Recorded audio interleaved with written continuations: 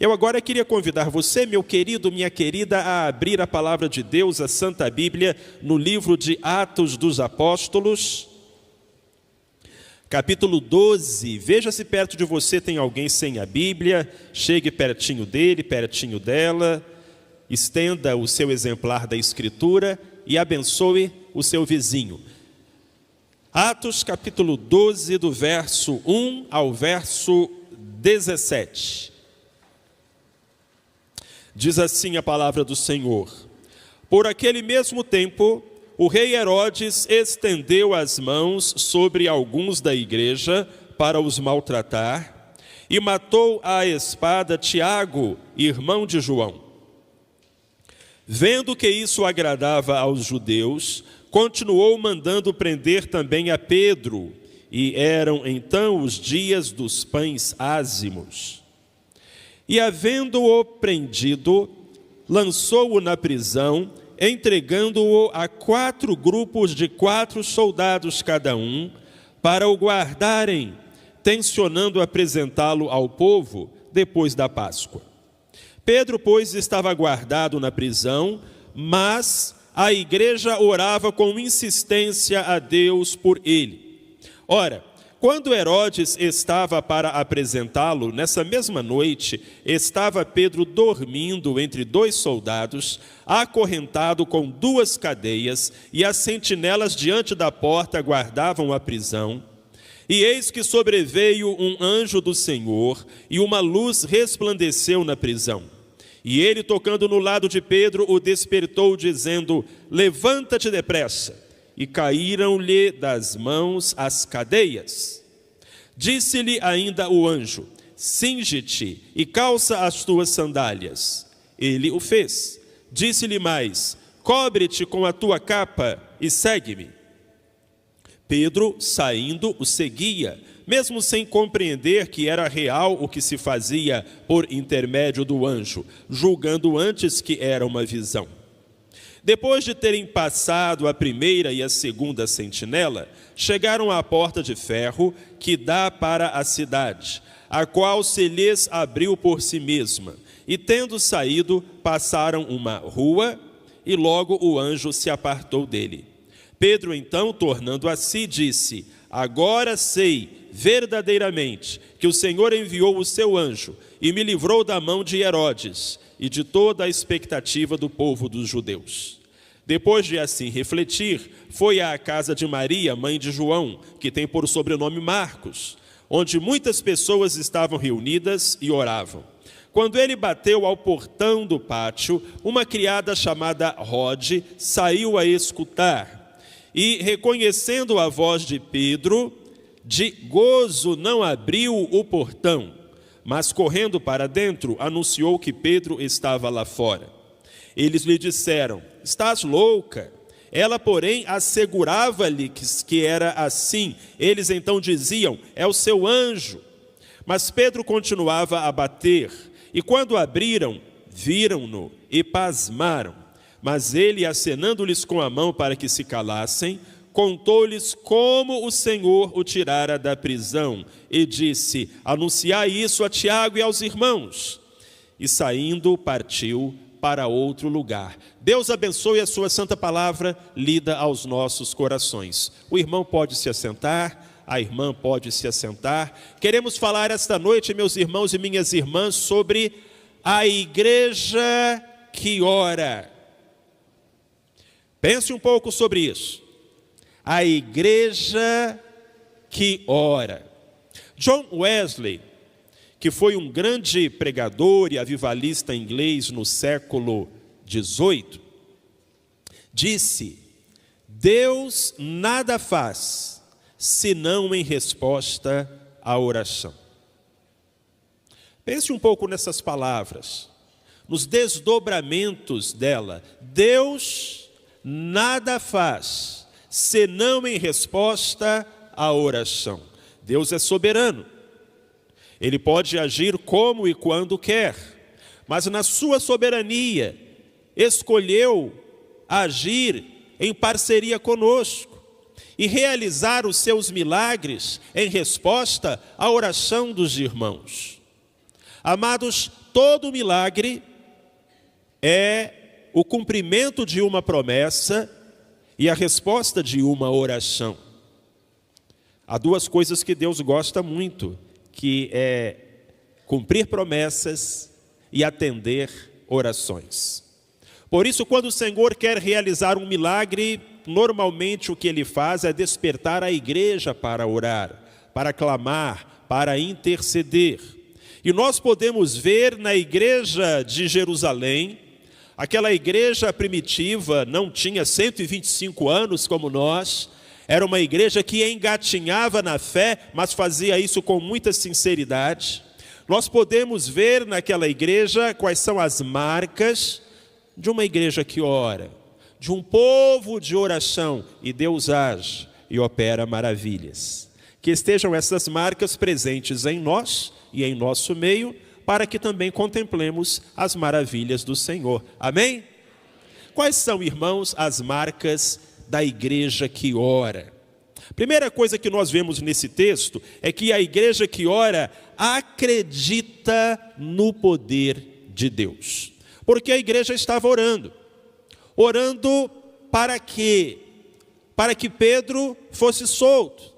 Entretanto, meus irmãos e minhas irmãs, não havia a menor possibilidade de que Pedro fosse solto. Humanamente, aquilo era impossível.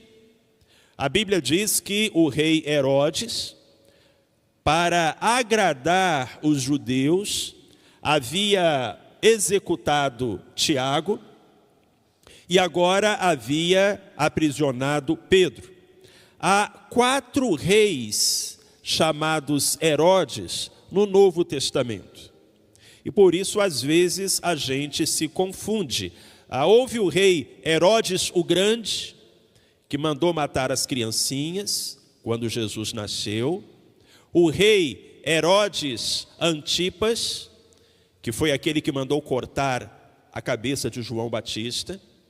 O rei Herodes Agripa I, que é este rei que matou a Tiago e desejava matar Pedro. E no finzinho de Atos aparece o rei Herodes Agripa II, que era filho deste. Então, 4 reis chamados Herodes. Irmãos, nenhum deles valia nada. E então agora este homem ímpio, não por uma questão de justiça, mas de marketing, de ibope, de popularidade, apenas porque queria agradar os judeus, inicia uma perseguição ali em Jerusalém e manda matar Tiago. Há 2 Tiagos que se destacam no Novo Testamento. O Tiago que escreveu aquela epístola e que foi o pastor da igreja de Jerusalém por muitos anos e que era irmão de Cristo. E o Tiago que era irmão de João, um pescador, filho de Zebedeu, um dos apóstolos. Foi este Tiago, o filho de Zebedeu, então o primeiro dos apóstolos a conhecer o martírio. E a situação de Pedro era delicada, porque a Bíblia nos fala que ele estava guardado por 4 grupos de 4 soldados.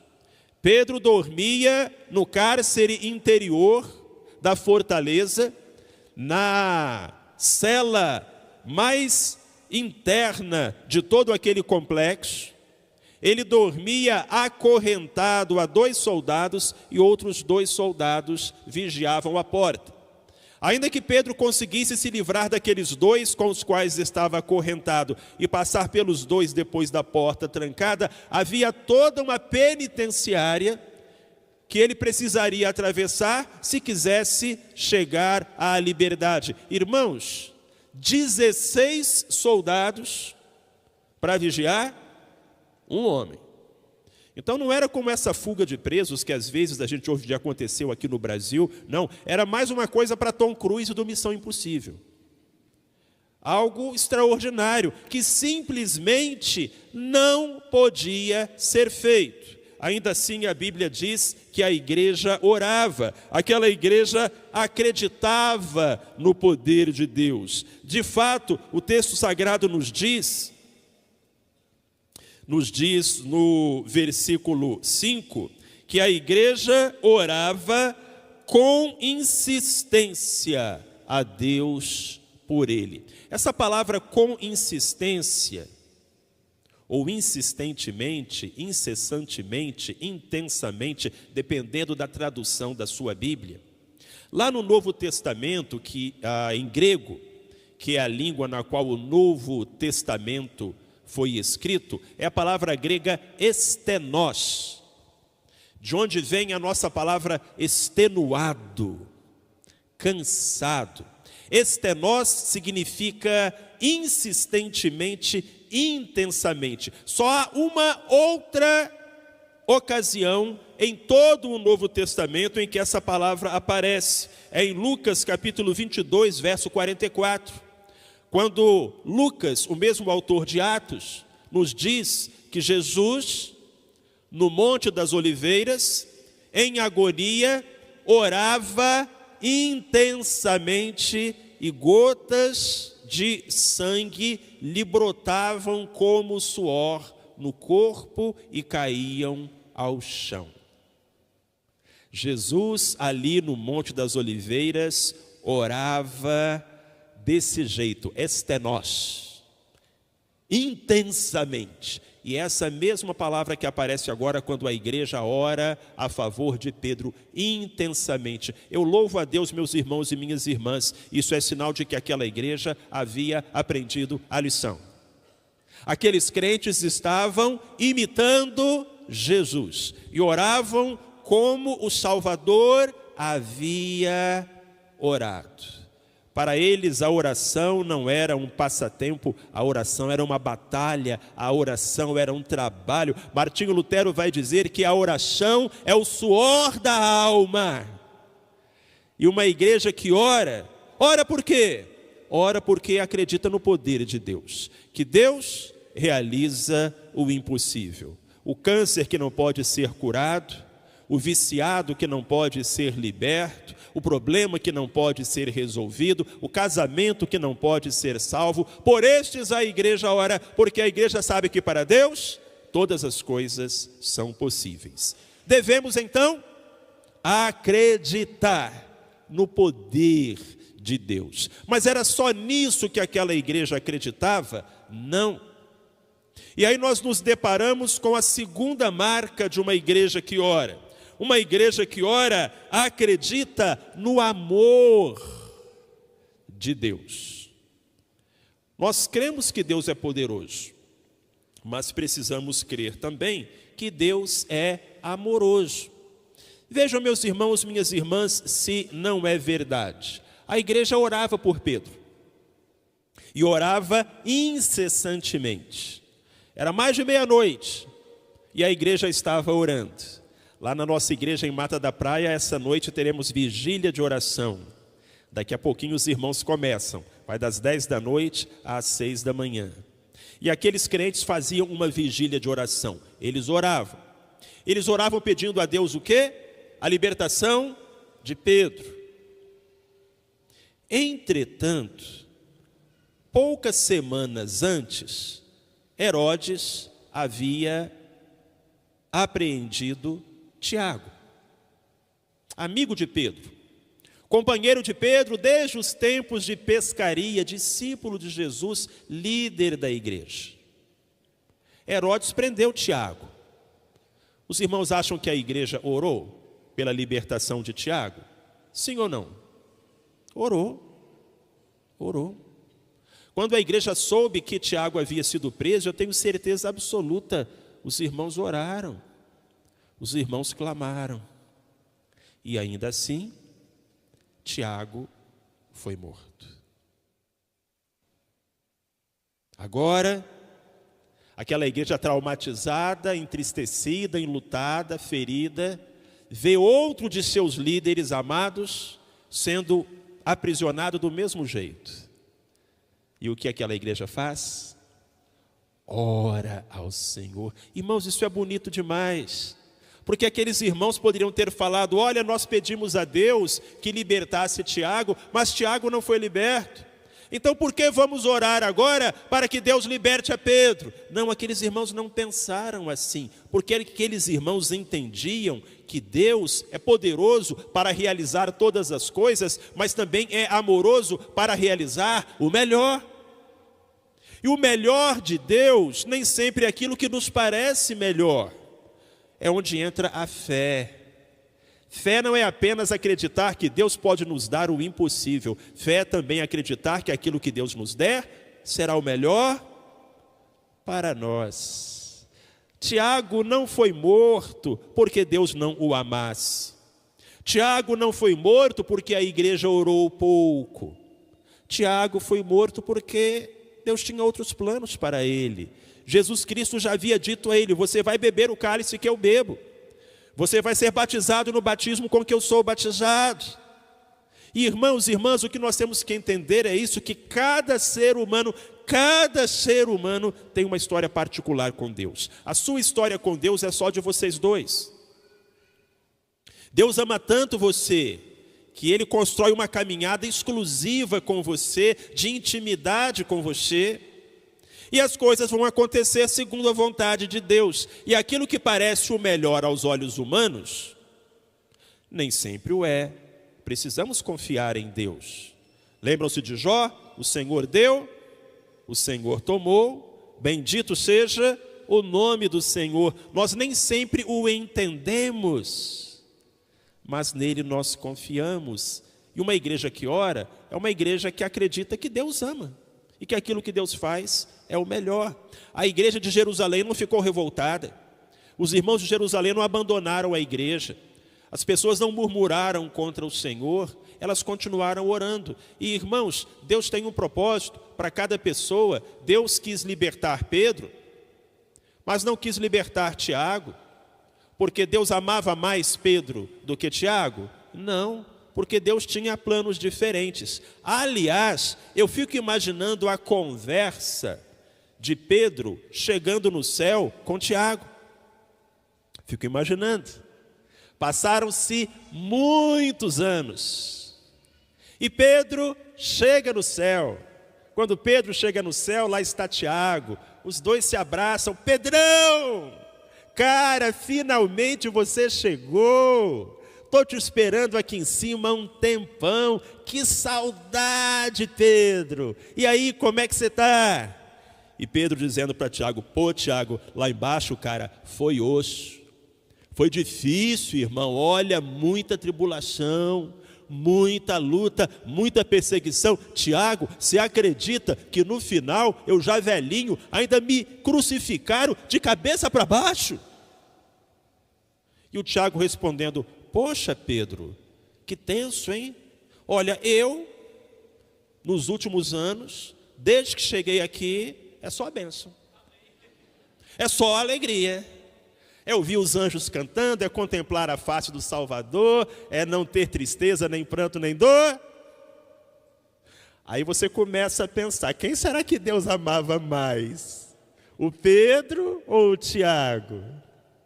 É claro que Deus amava os dois. Jesus morreu naquela cruz pelos dois. Jesus morreu naquela cruz por você.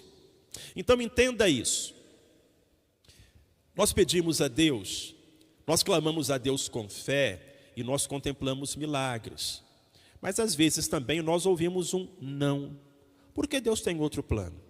E se temos intimidade com Ele, se o conhecemos bem, damos glória também quando este não chega a nós, porque tudo que Deus faz é por amor e é o melhor para nós, mesmo que aparentemente não seja. Então a igreja não deixa de clamar, a igreja não deixa de orar, a igreja não deixa de acreditar, e eu espero que você não deixe também. A igreja tinha orado pelo Tiago. Tiago foi morto. Agora Pedro estava preso. O que fazia a igreja? Orava por Pedro. E a Bíblia diz: orava intensamente. Uma igreja que ora, acredita no amor de Deus. Que Deus é bom, que Ele abre as suas mãos para derramar bênçãos e graças, milagres e vitórias sobre aqueles que o buscam em espírito e em verdade. Mas vamos continuar na história, meus irmãos, que é uma história tão bonita e que nos ensina tantas lições preciosas. Terceira característica de uma igreja que ora. A igreja que ora contempla os milagres de Deus. Não espere ver muitos milagres ao longo da sua vida se você não é um homem, se você não é uma mulher de oração. Mas quando a igreja ora, a igreja contempla milagres e certamente, ao longo de 125 anos, muitas foram as curas, os livramentos, as maravilhas, restaurações, bênçãos, conversões que Deus operou aqui nesta igreja em resposta à oração dos seus filhos e das suas filhas. Houve um milagre. A Bíblia diz que Pedro estava ali, acorrentado com 2 cadeias, sentinelas diante da porta guardavam a prisão, e eis que sobreveio um anjo do Senhor, e uma luz resplandeceu na prisão, e ele, tocando no lado de Pedro, o despertou, dizendo: levanta-te depressa. Caíram-lhe das mãos as cadeias. Disse-lhe ainda o anjo: cinge-te e calça as tuas sandálias. E ele o fez. Disse-lhe mais: cobre-te com a tua capa e segue-me. Pedro, saindo, o seguia, mesmo sem compreender que era real o que se fazia por intermédio do anjo, julgando antes que era uma visão. Depois de terem passado a primeira e a segunda sentinela, chegaram à porta de ferro que dá para a cidade, a qual se lhes abriu por si mesma. Eu acho fantástico isso aqui, meus irmãos. Deus foi o inventor da porta automática. Você já foi no shopping e você chega perto da porta e ela abre sozinha e você fala: que maravilha da engenharia. É nada, ó. Lá no Novo Testamento já tinha porta automática. E era um portão de ferro, cadeias enormes. Quando Pedro chegou ali, a porta abriu sozinha e Pedro saiu. A Bíblia diz que ele nem sequer acreditava no que estava acontecendo. Pedro achava que era um sonho. E aí, quando ele finalmente se dá conta do que aconteceu, foi correndo lá na igreja, que estava reunida na casa do João Marcos. E o que a igreja fez? Também achou que era um sonho. Porque o milagre foi tão grande que foi demais para Pedro e foi demais para a igreja. Foi demais para Pedro e foi demais para a igreja. Queridos, Deus sempre pode nos dar aquilo que nós pedimos, e Deus sempre pode nos dar além do que aquilo que nós pedimos. Parece que o milagre foi demais para Pedro. Pedro achou: não pode ser, é um sonho. Parece que o milagre foi demais para a igreja. Os irmãos disseram: não pode ser, é um anjo. Então a gente descobre com esse detalhe da história que a fé daqueles homens não era uma fé perfeita. Eles eram pessoas como nós.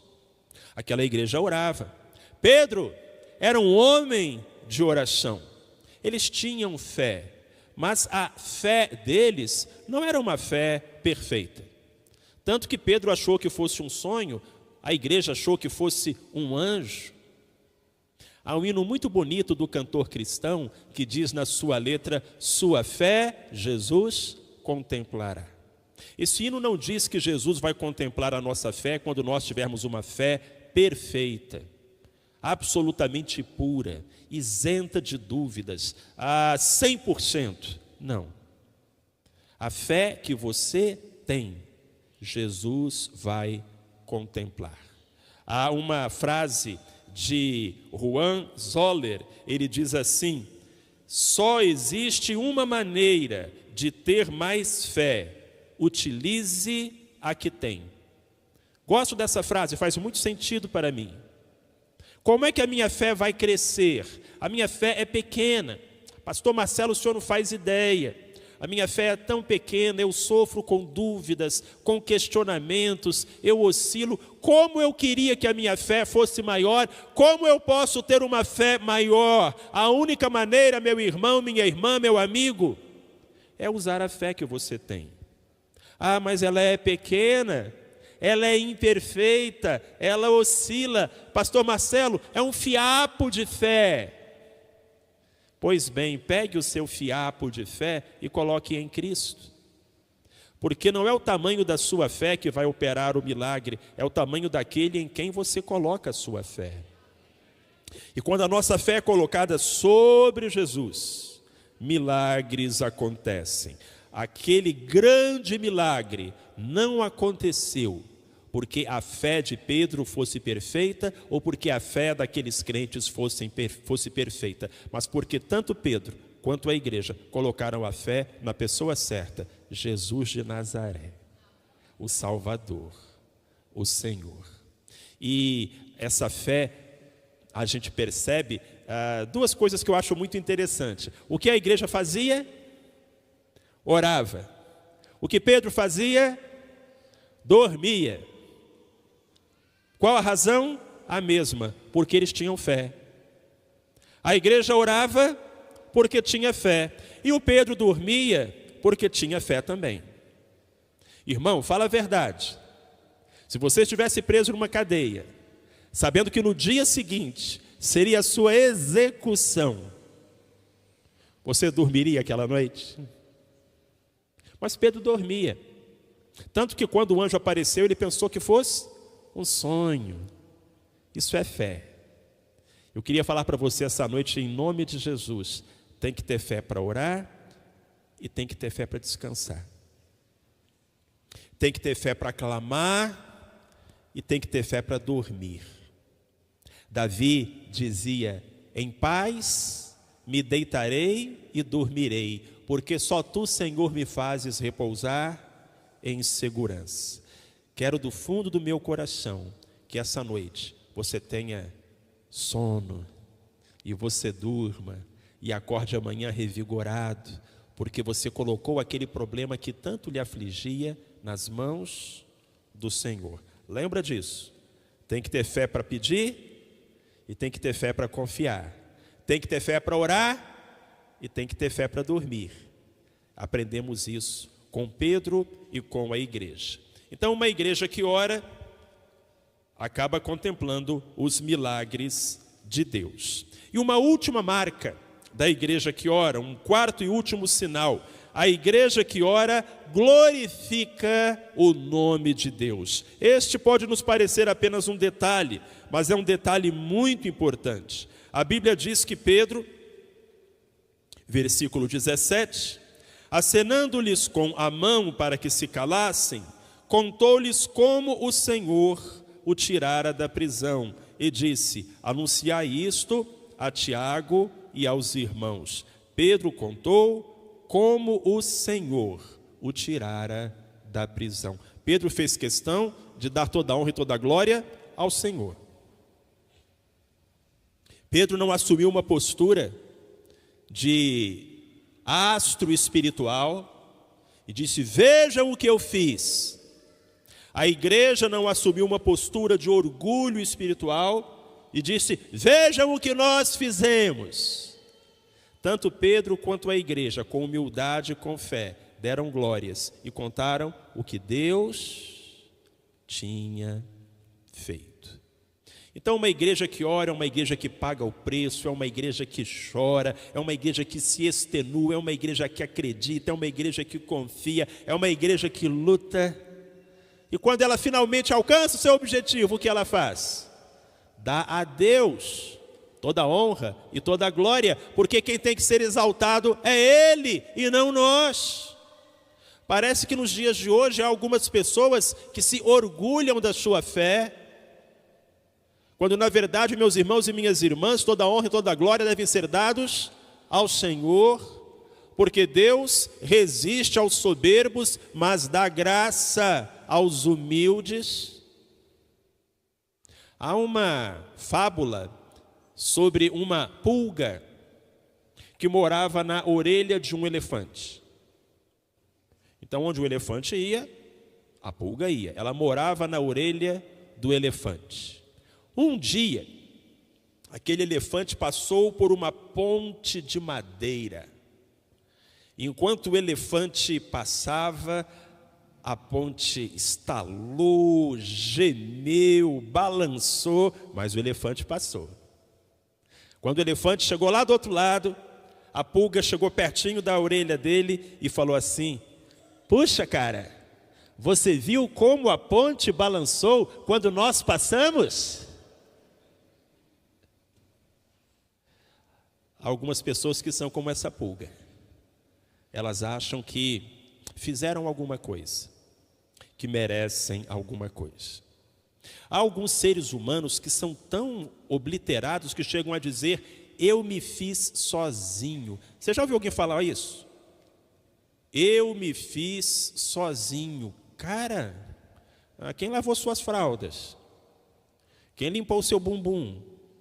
Quem ensinou você a andar, a ler, a escrever? E você vai dizer que você se fez sozinho? A Bíblia é o contrário. A Bíblia diz assim: o que que você tem que você não recebeu? E se você recebeu, por que se orgulha? Não, meus irmãos, a igreja que ora precisa ser uma igreja humilde, precisa ser uma igreja quebrantada. A Bíblia diz que quando tivermos feito tudo o que devíamos ter feito, a nossa fala precisa ser: somos servos inúteis. Fizemos apenas o que deveríamos ter feito. Irmãos, não se pode tornar credor de Deus. Deus não nos deve nada. Deus não nos deve nada. Tudo o que Ele nos conceder será misericórdia de Deus, graça de Deus, favor de Deus. Então, a Deus seja dada toda honra, toda glória e todo louvor.